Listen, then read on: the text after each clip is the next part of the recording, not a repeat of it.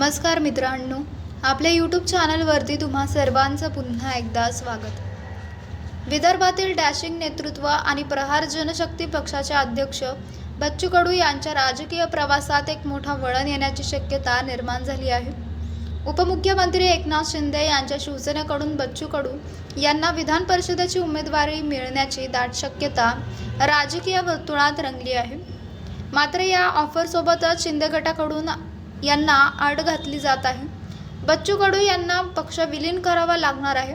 त्यानंतर प्रहार जनशक्ती पक्षात मोठ्या घडामोडी सुरू झाल्या आहेत. सूत्रांच्या माहितीनुसार बच्चू कडू यांना विधान परिषदेवर संधी द्यावायची असेल तर त्यांना आपला प्रहार जनशक्ती पक्ष अधिकृतपणे शिवसेनेत विलीन करावा लागेल, अशी अट घालण्यात आली आहे.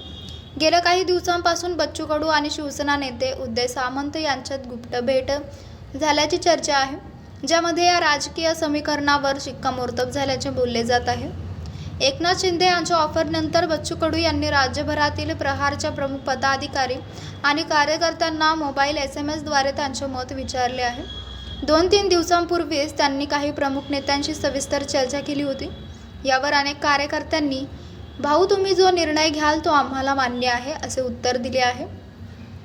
जर बच्चू कडू यांनी ही अट मान्य केली आहे आणि ते शिवसेनेत सहभागी झाले तर विदर्भात एकनाथ शिंदे यांच्या शिवसेनेला एक आक्रमक चेहरा आणि मोठी ताकद मिळणार आहे.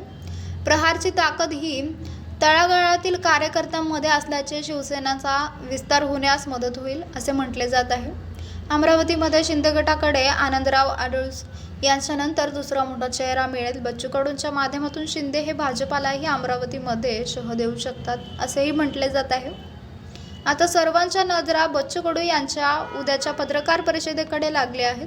प्रहारचे स्वतंत्र अस्तित्व कायम राहणार की धनुष्यबाण हातात घेणार, याचा उलगडा उद्या होईल.